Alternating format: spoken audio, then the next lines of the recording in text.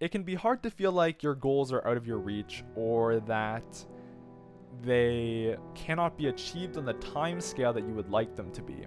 And that's the kind of feeling that these high ladder Gen 9 OU replays gives me, where they're kind of a reminder that I still have so much more to learn and so much more to grow as a player. It can be encouraging sometimes, but other times it's a little demoralizing. I think it's probably healthier though to sometimes put that all aside and just enjoy these for what they are, which is good games between good players. So in the right corner, we've got 70to90gxe, who is a prolific ladderer. I bet if you ran into him on ladder, you would see like 2 to 3 medals under his avatar because from all of the various ladders that he plays and peaks. At the time of this replay, he's 21-22, and he's playing this really strange Sun team that presumably he peaked with. And it's really interesting because obviously there's a Houndstone and a Slowking Galar there, which are not conventional. And the build forgoes a lot of unwritten rules about Sun, so to speak, which include indexing really heavily into hazard control, for instance. Iron Gender is playing a team by official ladder tournament winner ZavGB, and it's not necessarily an intuitive team. As you can see, it has 4 fairy weaknesses, a shit ton of physical attackers, so it doesn't make the most sense to me, honestly.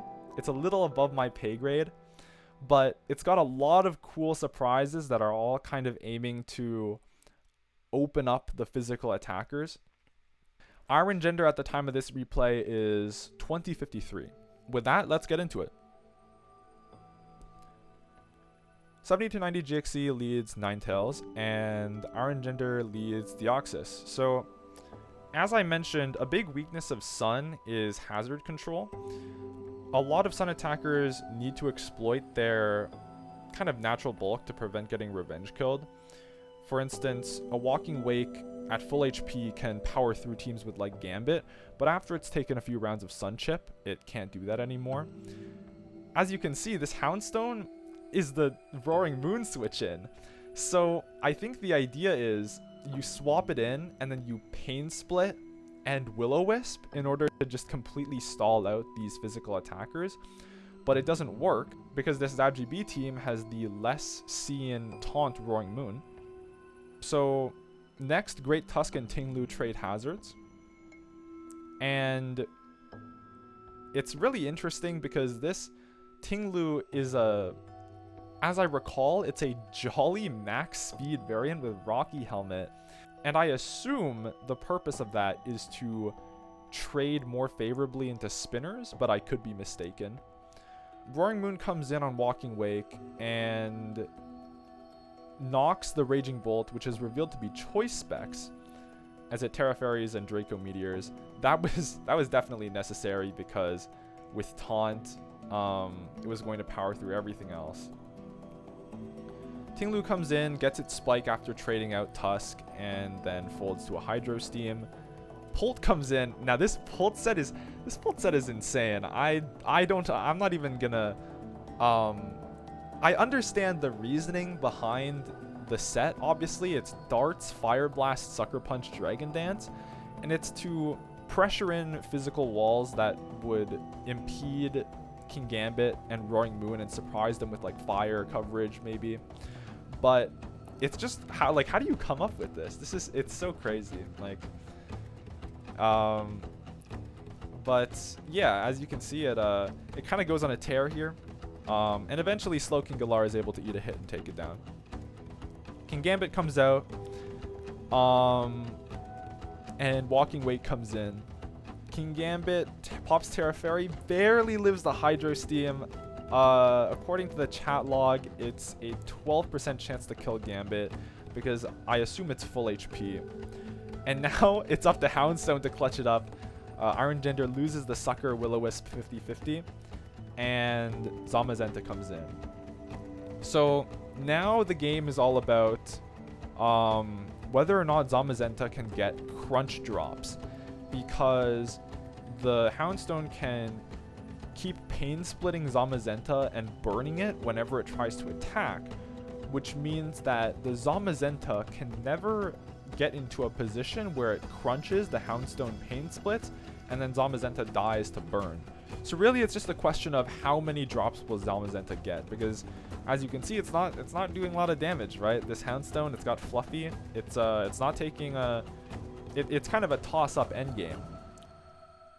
So while we're watching this go on, I actually want to discuss something that I've wanted to shout out for a while, and that's what I think the most underrated gummy candy is. So I bet you guys did not know that Jolly Rancher actually has a gummy line, and I'm here to shill their 2-in-1 gummy flavor. I am not sponsored, by the way. It would be really sick if I got sponsored by Jolly Rancher, but sadly that is not the case. And I'm gonna see how they kind of compare to the regular Maynard's peach slices and also just wine gums. So with wine gums kind of restitute really well, so they're really chewy, and after you bite into them, there's like a good degree of elasticity, right? But and it's really nice and soft, right? It's kind of like they're really gummy gummies. But you know, sometimes maybe you don't want that kind of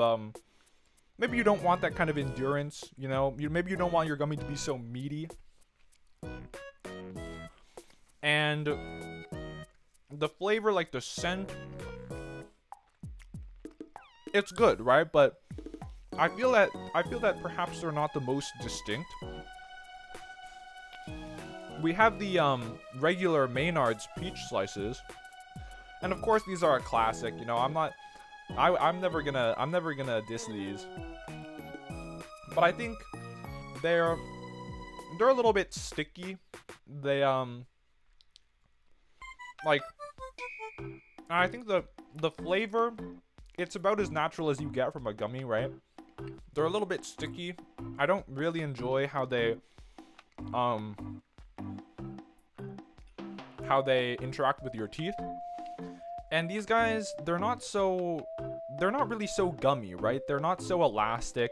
They don't have a lot of give. And so all of that contributes to a kind of dry feeling, I suppose. So enter the Jolly Rancher 2-in-1 flavor gummies. And the reason why I really like these is because they solve that kind of problem I was talking about with the Maynard's peach slices, where they feel way softer. And what's nice about them is they don't stick too well to the teeth, and they have the same kind of give as a wine gum, but it's not so tough. It's not so hard to get through. And the flavor, of course, it's just like it's just what you would expect from Jolly Rancher, right? You got watermelon, you got whatever the blue one is, you got, green apple. And it's really cool to taste these in the form of a gummy, because I feel like you don't often see that, right? Now, this is definitely not these are definitely not a color food should be, but you know what? It's fucking gummies anyway. Who cares? Like, who cares? So with these gummies, there's the standard ones, just one flavor. There's 2-in-1s, and there's also sour variations of both of them, which I have not had, but I assume they're about as good.